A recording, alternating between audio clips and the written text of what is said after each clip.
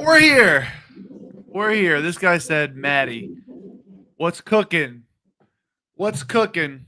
Listen, I'm not gonna lie to you. It's Friday. We got college basketball on all day. This NBA slate is big, but honestly, I'm not a fan. I'm not a fan of this big NBA slate. I have two plays. That's basically it. Kyle, you're back on for Friday before the weekend. How you feeling, brother? Feeling good, man. I feel the same about the slate today. And we were talking before this. It's just like these big slates, man. I don't know what it is. Like, I complain when there's small slates because I'm like, I'm not going to find much. But then these big slates, it's kind of like, I'm overwhelmed. Like, there's a lot going on. You really got to look into the injury reports, who's on a back to back, who plays tomorrow. Um, we'll get into it, but yeah, off the bat, not too happy with it, but we'll see what we can make do. Yeah, it's just like I don't want to like the Sixers game. This injury report is just dumb. Where like this is just the dumbest thing I've ever seen. This might be the most game time decisions I've ever seen. Huge Jared Butler day. I guess it's gonna have to be unless everybody plays. Unless everybody plays. And you don't know. I think the Celtics sit somebody because tomorrow they play Brooklyn.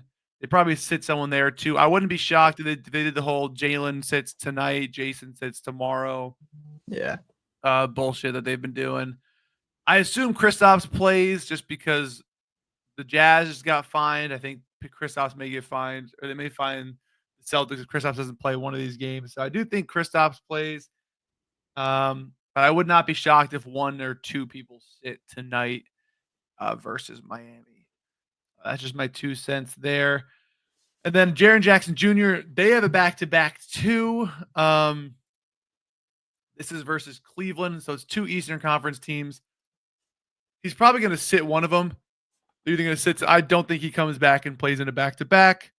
And then Luka's not on the injury report, which is shocking to me, considering it is a big game. It's a huge game for this 2 seed in the West.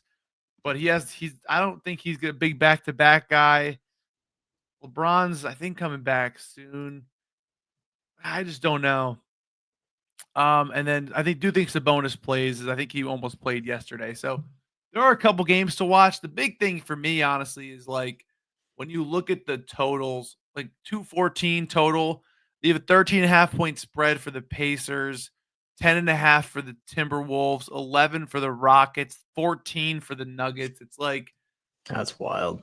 it could just be blowout city, which could be good for unders. But I will say you want to target high totals, and a high total is this Cavs Grizzlies game.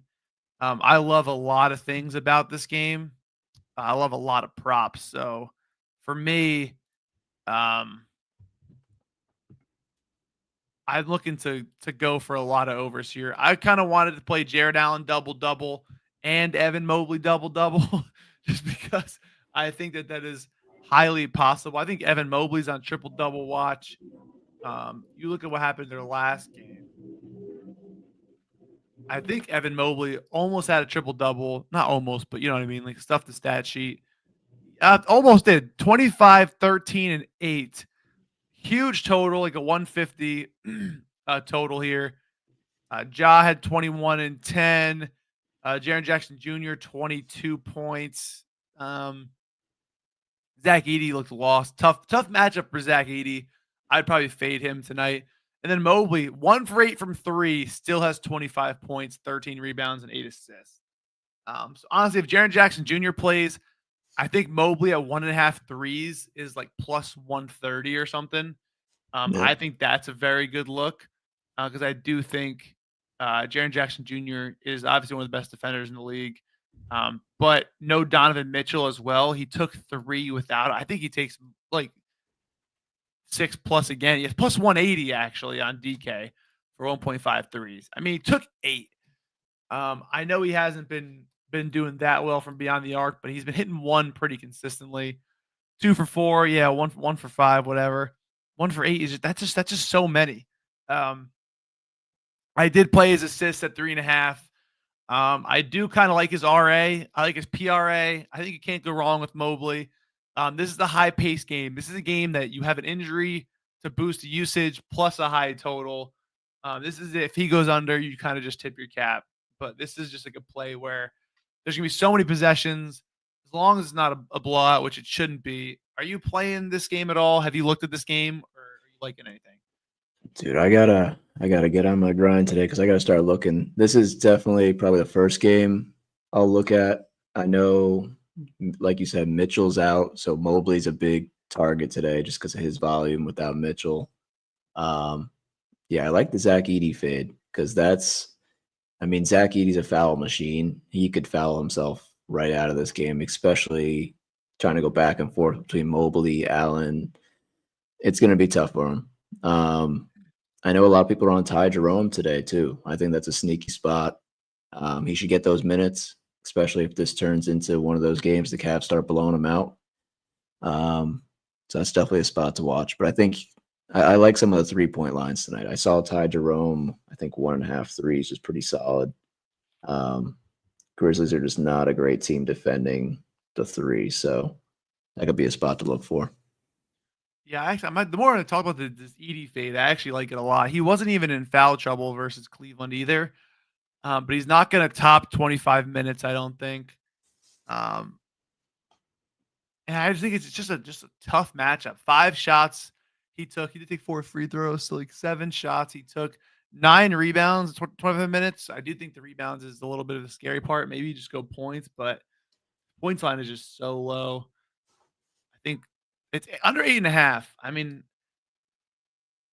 I think under 8.5 is actually a decent look, if we're being honest,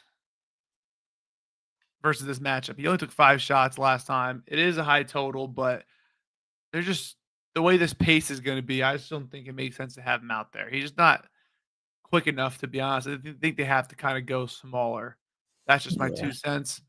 I don't hate that at all. Last few times I've played Edie, man, like he screwed me so bad, and I just can never get his props right. I'm like, let me take points, and then he goes for like 13 rebounds and 6 points, and then I'm like, let me do points and rebounds, and he still doesn't get there. He hooks me, so I'm like, this fucking guy. So if one thing I'm gonna fade, it's gonna be points for sure. Yeah, I think it's going to be points too. The only way he gets there, I think, is if he gets hacked a ton. But if Jaren Jackson Jr. plays, I don't think he even sniffs that. But he could sit. I think it really is 50-50 on Jaren Jackson Jr. I'm looking right now, see if we can get some points on Zach Edey. Make a request here on ProphetX. Oh, not over. Under 8.5. Not plus 110, minus 110. Again, if you guys aren't on ProphetX, I never checked my. If you're not on ProphetX, get on here now. You're gonna beat the best lines. It is peer to peer. It is not against the book. We just need some liquidity in here. Just need some liquidity in here. It's all we can ask for. That's all we need. You could bet college basketball player props. This game already started. This game's on at 1:00. You can bet college basketball player props, and you're gonna beat the market just basically every single damn time.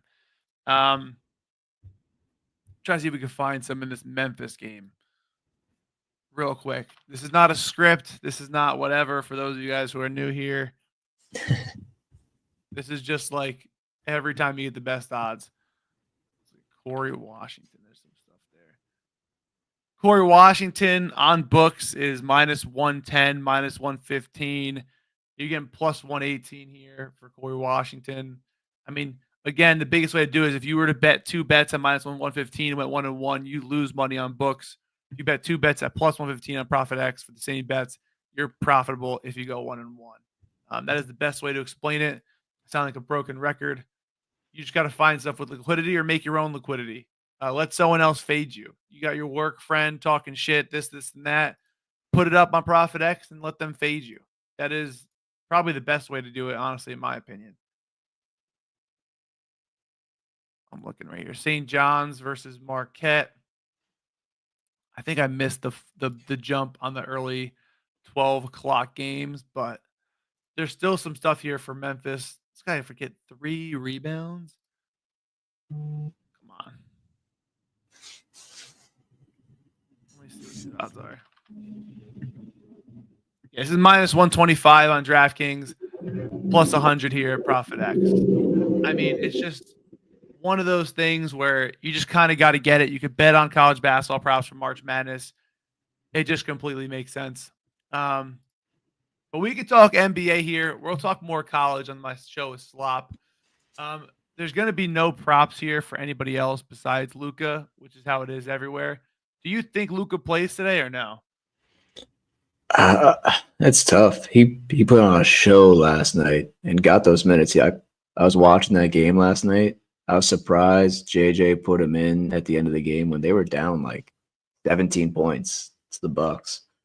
But apparently they thought they had some gas in him to come back, but I don't know. I mean, they might run Luka to the ground just because this is a big game against the Nuggets, so we'll see. It is surprising he's not on the injury report, but you never know with NBA. It could be one of those things where all of a sudden he's listed questionable an hour or two before the game and then out. Yeah. No, I can see that. I would assume they have to at least try to play him just with how big of a spot this is, but I don't know. Yeah, another spot I was looking at was this Clippers Atlanta game. I should be Atlanta plays at a high pace, but the big men for Atlanta, I think, are going to struggle. Okongwu, I've played his unders all the time in good spots, usually against the Magic, honestly. But I think fading Okongwu tonight is a good idea, whether it's PR, PRA, points. I'm trying to see if I can find Okongwu game log. I think they just played the Clippers, I want to say a few weeks ago.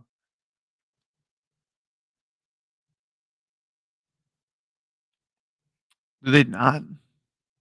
I know they played him before. Okay, it was in January. 24 minutes, which means Capella still started, but he got more minutes than him. 4 points, 8 rebounds, 2 assists. Trae Young took shots. Dyson Daniels took shots. The guards took shots and the forwards took shots. The Clippers with Zubac down there is very tough, extremely tough. So for me, I'm on fade watch for him. I got to look a little more. Yo, what's up? Thanks for tuning in. I think that's a solid under. I think I'm not really in love with the slate, honestly. I may only have 3 plays-ish tonight. I'm on a 20-4 run. People are like, give me a play for every game. And I'm like, that's not how it works. Come That's on. not how it works. You got to pick and choose your spots. And a lot of the times they're going to end up being public or just public based on we're at the point in the season where everyone kind of knows what systems work, right? There's a lot of like weird stuff where everyone's like, oh, you're like, not me, but I see it all the time. This guy's copying plays. This guy's doing whatever. And I'm like, at the end of the day, he could be, but he probably isn't because we know like if this, Jalen Brunson or guards versus the Rockets, you're going to go under assists. You're going to fade big men against the Magic. Like we're at the point in the season where, the matchups and the play styles we know. We're kind of just wired to think and attack certain teams certain ways. So you're going to see a lot of things being public. And I hate the whole, if it's public, it loses. Because honestly, I don't think that's true. I just think you feel like it loses more. But when it wins, you're like, oh, you don't even blink twice. You don't go, oh, the public play won. You just move on. It just feels like it hurts a little more when that happens. I don't know your thoughts on that, but it does feel that way sometimes. But I feel like the majority of the time it's probably not true if you look at it from a bird's eye view. No, I agree 100%. I know even yesterday I was on some public plays. Like Cam Thomas was super public. Yeah. Austin Reeves, of course. Like everyone played Reeves yesterday. If you look into it, if it's public and you look at what people are saying about it and you do your own research on it and you're kind of seeing like, okay, some things are lining up, checks my own boxes, then I don't see what's wrong with it. It's those public plays that are like I know today, I haven't looked into it, but I saw a bunch of people are saying Pascal Siakam over 2.5 assists versus the Sixers. He's over in like 20 straight games against the Sixers with 2.5 assists. And if that's gonna be like your reasoning, like look into it a little more because I don't know how that's gonna go. Look how much money is on that already. That's crazy. Yeah, everyone's on it, man. I don't even know what his potentials are, honestly. Did they play him recently this season? Yeah, he had 5 assists versus them before. I Yeah, haven't even seen that once, honestly. he's been going off. He had 5 and 4 assists his last 2 games. It's been solid on the road, so like I get it, but I'd want to look into that matchup a little bit more because things change. Yeah, let's see. Look at potentials. I mean, he's only averaging 5.7 potentials and converting 4.7 of them in 3 games. Yeah. He could easily convert 2 of 5 the next game. I feel like that's just not. And it's the Sixers. Like, if this game goes to a blowout quick, like, how many minutes is he going to see? Like, in. Are they in a back-to-back right now? Yeah, they play the Bucks tomorrow. Yeah. And he's a game time decision tonight. So, yeah, I think you could be right. I think they could blow them out. I think the potentials are not where I want them to be. I will say you got to convert at 50%, which is pretty much like a regular look, honestly. And you don't even know who's starting for the Sixers, really. So it's just like a weird matchup in that regard. So I get that completely. But I didn't even see that once. So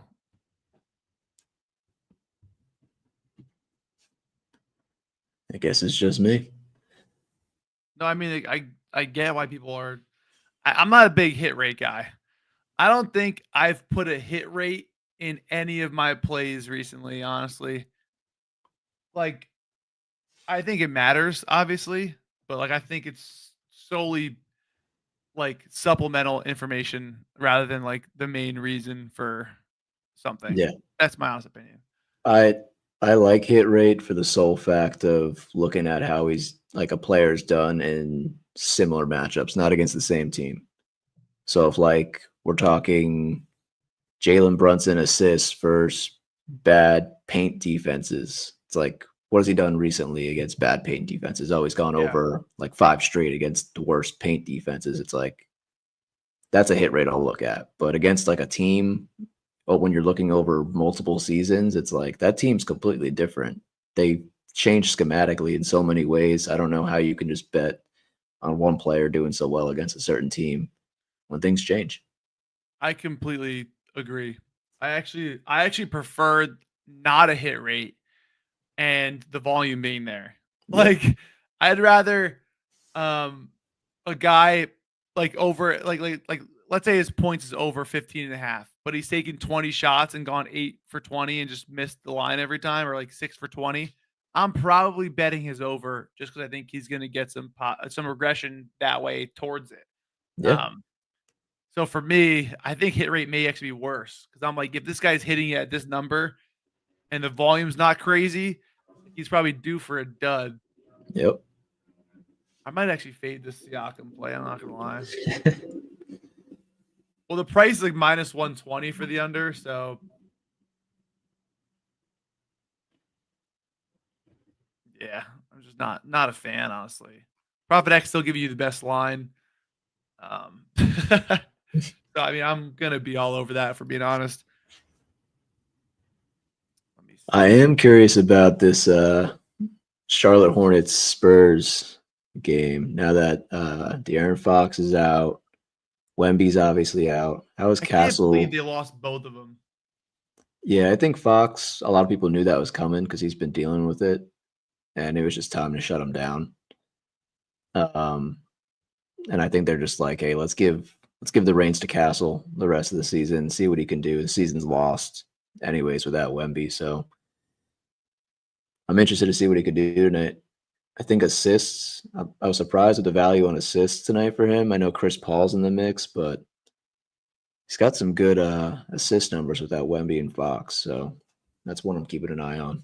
Yeah, I kind of like Vassell a lot in that game, but I can't tell what they're gonna do. I can't tell if Chris Paul is gonna be like, all right, I'm gonna play for fun again and start just, or if he's just gonna sit back and be like, all right, y'all take over. I'm gonna just chill out. So I feel like it could be nice for Biyombo if his lines are low, because if Chris Paul does do that, you know you're gonna get some lobs or some dimes to the big man. I feel Yeah. like you took another shooter away. I feel like everyone's gonna target Vassell and like, I mean, Castle's gonna be the one everyone's on, and I don't hate that at all. I am a big fan of him, but Bismack Biyombo's at 5.5 points. I mean, that hit rate ain't gonna be there. He can't give me 6. He can't give me 3 layups.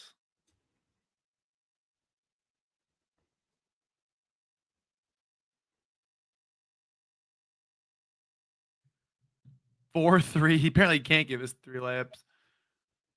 Did they play Charlotte earlier? Not with him. No. His minutes are just so bad. Why doesn't Sohan start? Yeah, that's a weird one for me. He should be in there. He's so effective. What's his lines at? I don't even see anything listed. Why is nothing listed? He's probably in a great spot, honestly, all around. They only have Vassell, Barnes, Castle, Paul, and Biyombo.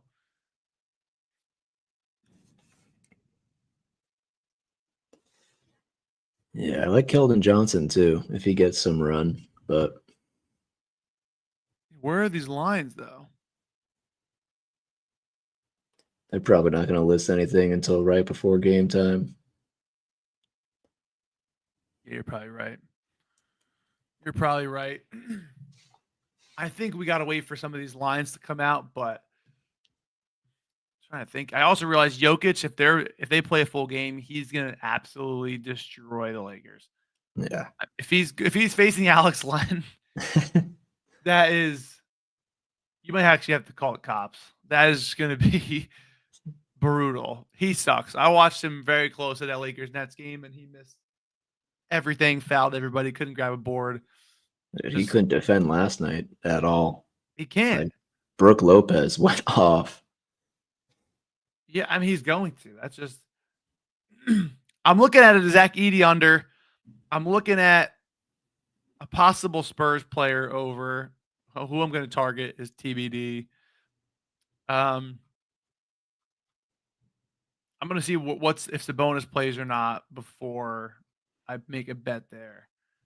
I think that's literally it for me until Yeah. later. It's a big slate, but I'm not in love with it. So that could be it from us. Do you have anything else? Oh, for NBA? Before we go, though, we got to bring up some. I'm good on NBA. We got to bring up highlight. I actually was on a nice highlight run up until the last bet I played. But we have a good matchup today. Dude, I love this. I got the highlight. Can you see this? This is the highlight hat. That's dope. I'm feeling it. I saw the matchup tonight. This is the championship of last season. So I'm psyched about this. It's better than the NBA slate. I'm looking at the NBA, I'm looking at highlight, and I'm like, dude, I'm gonna watch this over any NBA game tonight. I mean, Zuleika kind of killed him last time. Yeah. Gaucheri, Zuleika, they're like number 1, number 2 in the league. I mean, they'll probably each win a set. Gaucheri just hasn't been. Gaucheri's got the record, but hasn't been himself. Like he's been dropping sets, dropped that game to Zuleika. I think history-wise, he kind of owns him, but Zuleika hasn't lost a singles game all season. So No. He's been playing some close games, though. yeah. And I then don't know you if I. got You got Do you think Gaucheri and Ben can win this? That's what I was gonna bring up. They just lost to Iterbide and Ubila last time they played. So we'll see. I think a good bet in that game. I mentioned it, I think maybe last time. Gaucheri and Ben have won the first set in every game they've played this season, and Iterbide and Ubila are like 1-5 in the first set. So I don't know what those odds are, but that's probably where I'd lean for that game. So I think they'll start out hot, but Iterbide and Ubila, they man up in the second and third sets. They kind of get their groove going. And that's when Gaucheri and Ben are just like tired. They kind of fall apart. Yeah. So I'm looking right now. There's a lot of heavy favorites. So it's gonna be a 2-leg probably for me, if we're being honest. I just don't think I love Gaucheri, man. I don't think he should be that big of a favorite over Zuleika. I don't think so either. I might do first set, Gaucheri, Ben, and then do like a 2-leg. Like this one should be. They're on fire. Oh my goodness. Yeah, they don't lose. Zuleika just hasn't been good in those doubles matches. Yeah. And I know this is weird that I kind of know this. Arta, I think, has been, I don't know what happened with him, but he hasn't played in a while. I know he was subbed out last time the Renegades played, I think. Yeah, his last game was February 4th, so it's over a month ago. Jeez. So he's a big favorite tonight over Ben, but I don't know. Might be something maybe to you look could at. get Ben to snag a set, honestly. Yeah. Gotta go from there. I'm gonna have to fire out my play later and figure this out. But I'm probably gonna do another 2-leg. Those have been doing pretty well for me. If you guys don't know what highlight is, go check it out. You could literally watch it on YouTube anywhere on their YouTube channel. It's so much fun.